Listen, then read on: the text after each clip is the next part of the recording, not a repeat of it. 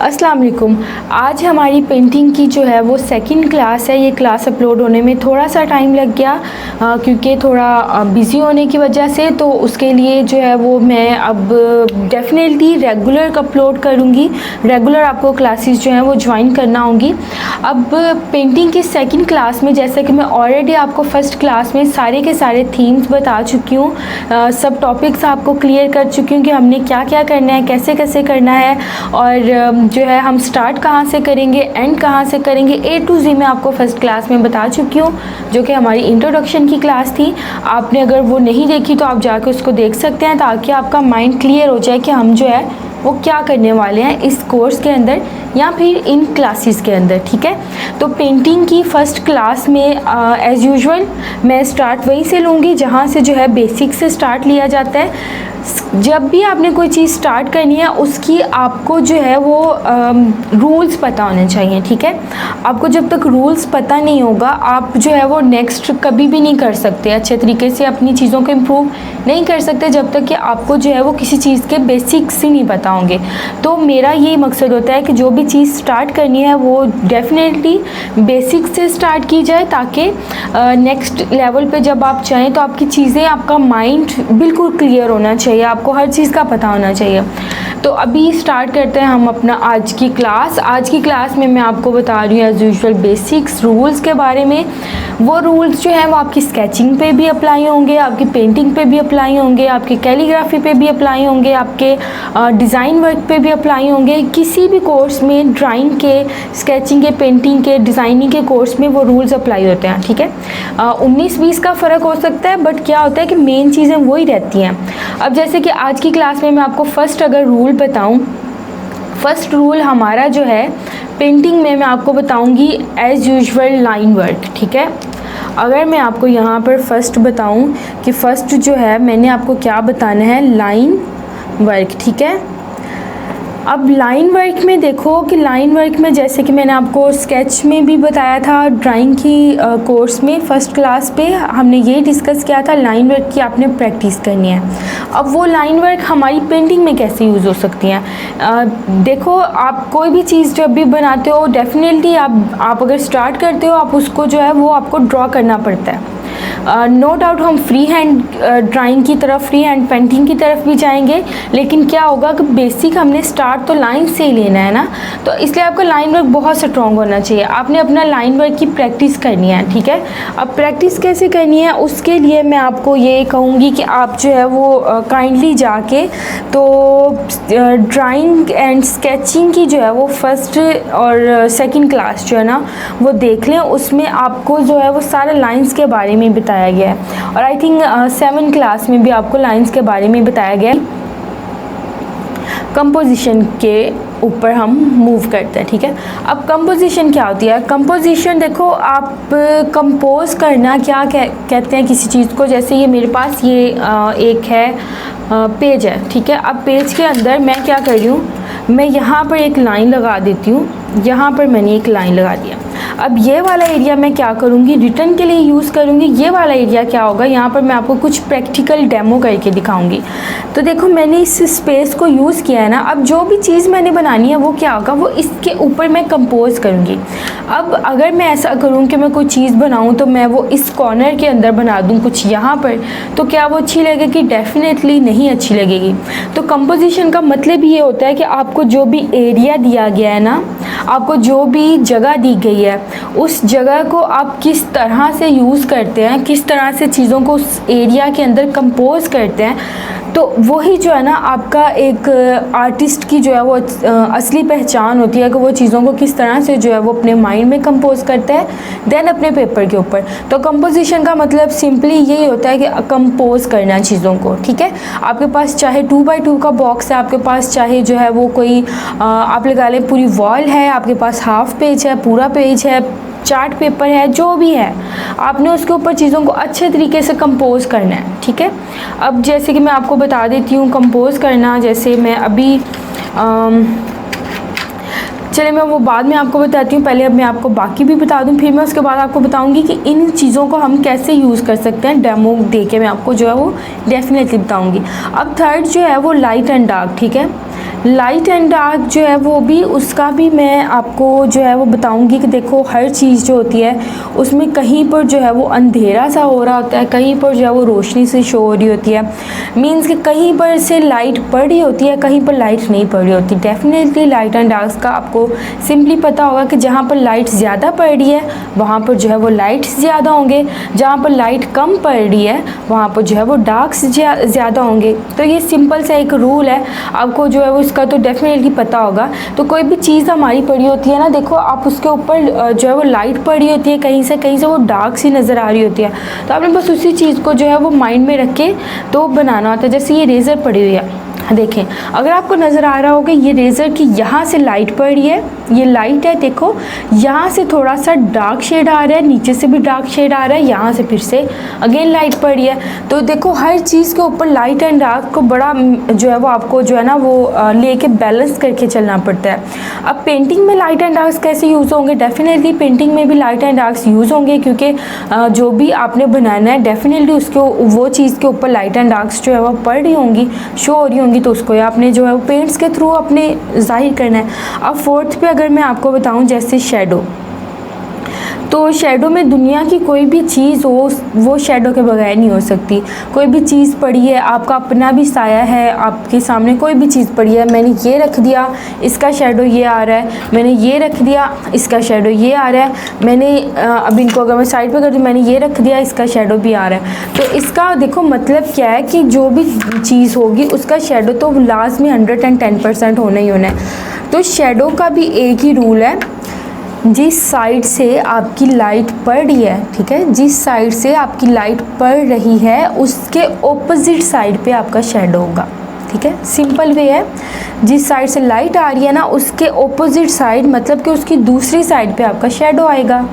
ठीक है, और अगर आपके सामने से लाइट पड़ रही है तो इट मीन्स कि आपके बैक पे आपका शेडो जाएगा। तो ये सिंपल सा इसका जो है ना वो रूल है। अब 5 पे अगर मैं आपको बताऊँ, अगर बैकग्राउंड, ठीक है,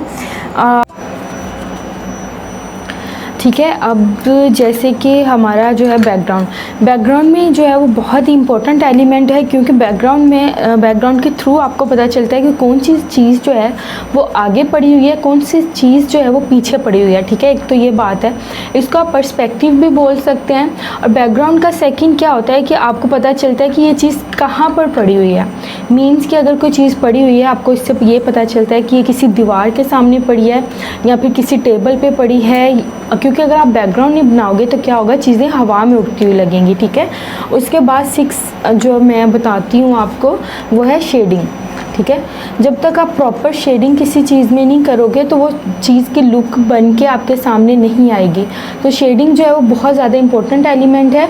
अगर आपको शेडिंग नहीं आती तो उसके बारे में भी मैं आपको बताऊंगी, लेकिन मैं आपको अगर आप डिटेल में शेडिंग के बारे में सीखना चाह रहे हैं तो आपको जो है आप प्लेलिस्ट में जाएं और ड्राइंग एंड स्केचिंग के कोर्स में जो है वो क्लास नंबर 9 जो है वो अटेंड करें। क्लास नंबर 9 का पार्ट 1 और पार्ट 2, ठीक है, उसमें डिटेल से शेडिंग के स्टाइल्स बताए गए हैं। वो बहुत ज़्यादा स्टाइल्स हैं जिनमें से आप कोई सा भी स्टाइल पिक कर सकते हो जो आपको इजी लगता है। आप उसकी प्रैक्टिस करो, देन फिर आप जो है वो वर्क आगे कर सकते हो। अब 7th नंबर पे मैं आपको बताऊंगी पेंटिंग में जो ज़्यादातर चीज़ें यूज़ होती हैं, मैं उसका बता रही हूँ आपको। जैसे स्ट्रोक्स होते हैं, ठीक है, अब पेंटिंग में स्ट्रोक्स किस तरह से यूज़ होते हैं। अब जैसे कि हर आर्टिस्ट का अपना एक स्टाइल होता है, तो आपका भी अपना एक स्टाइल होना चाहिए। अब स्ट्रोक वर्क में क्या होता है कि आपका अलग एक स्टाइल हो कलर्स को लगाने का। ठीक है, तो कलर्स को लगाने का आपका अपना एक स्टाइल होना चाहिए। तो जब आप हम पेंटिंग की तरफ जाएंगे तो देन मैं आपको फिर से एक्सप्लेन करूँगी, दिखा के लगा के फिर आपको इस चीज़ की समझ आएगी। ठीक है, स्ट्रोक वर्क की। अब कुछ लोग होते हैं कि वो प्लेन वर्क करते हैं लेकिन वो इतना आर्टिस्टिक लुक नहीं देता जितना कि स्ट्रोक वर्क में आपका जो है वर्क जो है वो आर्टिस्टिक लुक देता है। अब 8th नंबर पे मैं आपको बताऊँगी कलर कॉम्बिनेशन। ठीक है, अब कलर कॉम्बिनेशन जो है वो किस तरह से इम्पोर्टेंट है कि आप कलर्स के थ्रू ही चीज़ों को बैलेंस कर सकते हैं कि कौन सी चीज़ जो है वो कहाँ पड़ी हुई है या फिर कौन सी चीज़ में कौन सा कलर होना चाहिए। ये सारा कुछ जो है वो आप कलर्स के थ्रू ही जो है वो चीज़ों को ज़्यादा अट्रैक्टिव और जो है वो अच्छा बना सकते हैं। अब जो है मैं थोड़ा सा आपको डेमो एक दे के दिखा दूँ जल्दी से ज़रा।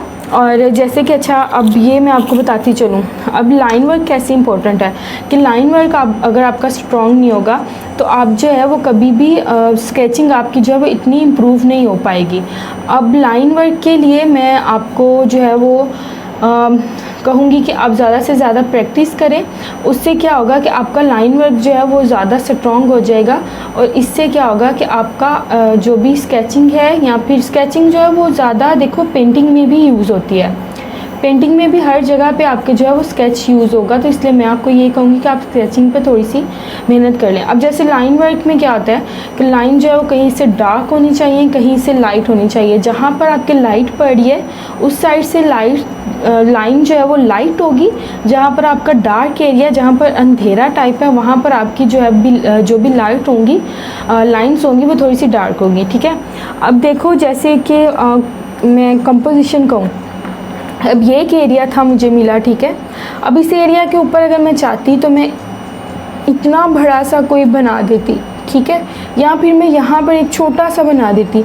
तो उससे क्या होता कि ये पेज पे इस चीज़ की, ये जो मैंने एक ग्लास सा छोटा सा बना दिया, प्याला सा या ग्लास सा जो भी लगा लें, कप सा, उसकी लुक जो है वो बन के हमारे सामने ठीक से नहीं आती। ठीक है, अब उसको यही आपका जो है वो मेन होता है कि आप चीज़ों को किस तरह से जो है वो कर सकते हैं, मर्ज कर सकते हैं अपने और कंपोजिशन में यूज़ कर सकते हैं चीज़ों को। ठीक है, तो जैसे मुझे इतना सा पेज मिला था, अब मैंने उसके ऊपर इसको जो है वो एक कप सा कंपोज कर लिया। ठीक है, अब आपने भी ये कंपोजिशन सीखनी है और प्रैक्टिस से ही आपको हर चीज़ आएगी। अब लाइट एंड डार्क का अगेन जहाँ पर आपकी लाइट पड़ रही है वहाँ से लाइट आएगा, जहाँ पर डार्क है वहाँ से डार्क आएगा। उसके बाद अगर मैं पहले आपको बताऊँ शेडिंग का, अब अगर इसमें मैं देखो शेडिंग करती हूँ, इसमें मैं आपको लाइट एंड डार्क का, शेडो का बताती चलती हूँ। अब मैं शेडिंग कर रही हूँ, मुझे लग रहा है कि यहाँ पर मेरा जो है वो डार्क साइड है और दूसरी साइड से जो क्या हो रहा है मेरे लाइट पड़ी है। अब ये शेडिंग स्टाइल नहीं है मेरा कोई, मैं आपको जस्ट जो है वो जल्दी से बस बताने के लिए जो है वो कर रही हूँ। तो आपका हर आर्टिस्ट का अपना एक स्टाइल होता है और अपनी एक पहचान होती है उसी स्टाइल के थ्रू। तो आपने भी जो है वो अपना स्टाइल, अपना डिज़ाइन, अपना पेंटिंग स्टाइल और स्केचिंग स्टाइल जो है वो क्रिएट करना है। ठीक है, वो क्रिएट आप कैसे कर सकते हो, वो आप कैसे बना सकते हो, सिंपली प्रैक्टिस करनी है आपने। अगर आप बहुत ही ज़्यादा बिगिनर्स हो, आपको बिल्कुल भी आइडिया नहीं है कि स्केचिंग क्या होती है, तो अगेन मैं आपको कहूँगी कि आप ड्राइंग एंड स्केचिंग की क्लास नंबर 9 का पार्ट 1 और पार्ट 2 अटेंड करें।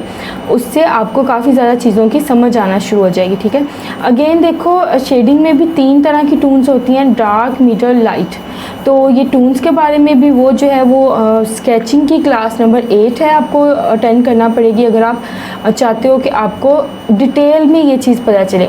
अब ये क्या है, ये पेंटिंग का कोर्स है। ठीक है, तो पेंटिंग के कोर्स में जो है वो मैं इतना स्केचिंग को जो है वो लेके नहीं चलूँगी। मैं आपको बस जिसे कहते हैं जल्दी जल्दी से थोड़ा सा बताना चाह रही हूँ कि आपको, ताकि चीज़ों का सबका ही पता हो, सबकी नॉलेज हो।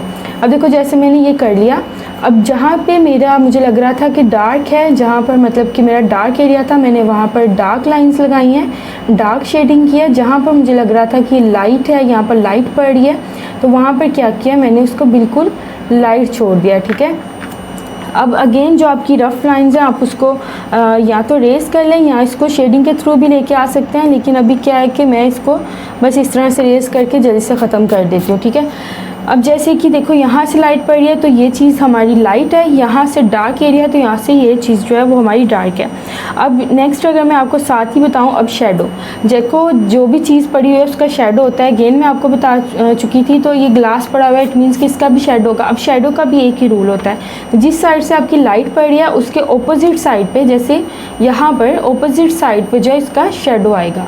ठीक है, अगर आपके फ्रंट से लाइट पड़ रही है तो आपका जो शेडो होगा बैक पे जाएगा, अगर जो है वो आपके राइट से पड़ रही है तो आपका लेफ़्ट पे जाएगा, लेफ़्ट से पड़ रही है तो आपका क्या होगा, राइट पे शेडो जाएगा। ठीक है, ये सिंपल सा जो है वो रूल है, ये भी आपने अपने माइंड में रख लेना है।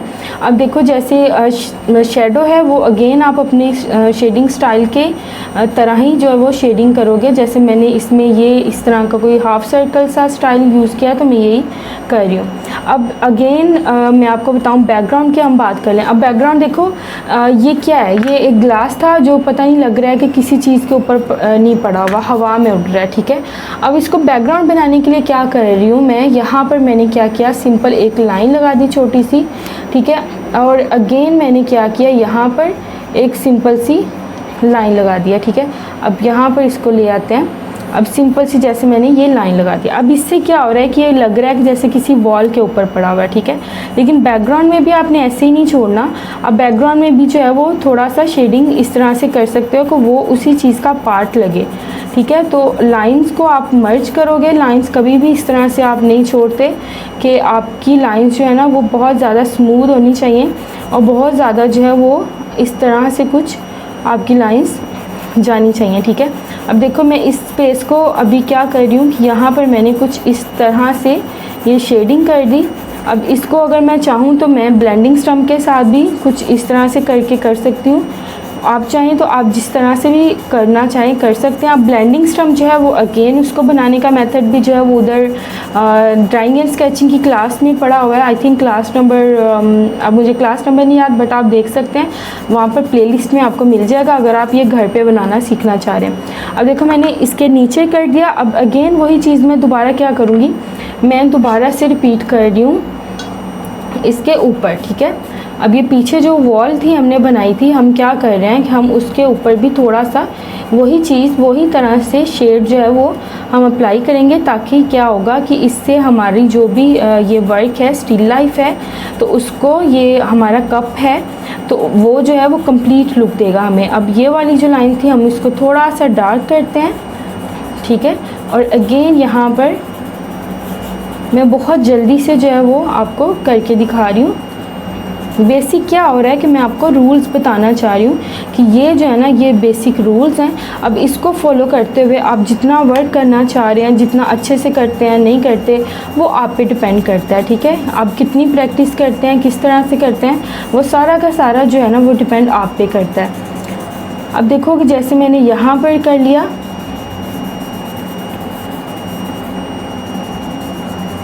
इससे क्या हुआ शेडिंग से, देखो एक तो हमारा जो पेज था वो थोड़ा रफ़ लग रहा था, अब वो रफ़ नहीं लग रहा, ठीक है। अब उससे एक तो हमारा बैकग्राउंड बन के हमारे सामने आ गया और सेकंड चीज़ कि हमारी शेडिंग लग रही है कि जैसे बैकग्राउंड में भी है, फ्रंट पे भी है, और एक कंप्लीट जो है वो कंपोजिशन की लुक दे रहा है अब ये, ठीक है। अब अगेन मैंने आपको ये बताना था। अब उसके बाद देखो कलर कॉम्बिनेशन रह गया या फिर जो है वो आपका रह गया स्टॉक वर्क। अब स्टॉक वर्क इसको भी कह सकते हैं, ये ज़रूरी नहीं है कि आप पेंटिंग में कलर्स के थ्रू ही स्टॉक वर्क को जो है वो करें। अब स्टॉक देखो ये जो मैंने ब्लैक से लगाए हैं, मतलब शेडिंग में इस तरह से, ये देखो पेंसिल जैसे चलाई है, इसको भी स्टॉक वर्क आप कह सकते हो कि मैंने जो है ये स्टॉक में वर्क किया है। अगर मैं इसको सिंपल ऐसा होता है कि मैं यहाँ पर कुछ इस टाइप की शेडिंग कर रही होती तो वो क्या हो जाना था कि वो फिर जो है वो सिंपल शेडिंग हो जानी थी, लेकिन मैंने उसको थोड़ा डिफरेंट करके किया है। तो वो क्या किया है, मैंने इसको स्टॉक वर्क में ही किया है। तो स्टॉक वर्क आप जो पेंटिंग में भी जो है वो आपने ये बेसिक थोड़े से रूल्स थे जो मैं आपको बताना चाह रही थी। अब आपने भी इसकी प्रैक्टिस करनी है, इन चीज़ों को माइंड में रखते हुए कुछ भी आपने ड्रॉ करना है, 4 से 5 चीज़ें ड्रॉ कर लें और मुझे सेंड करें, मुझे दिखाएं। बाकी हम नेक्स्ट क्लास में कंटिन्यू करेंगे। तब तक के लिए आप अपना ख्याल रखिएगा। खुदा हाफिज़।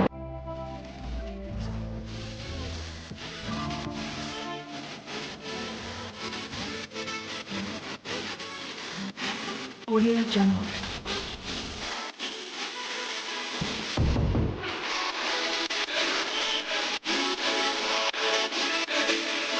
Audio Jungle.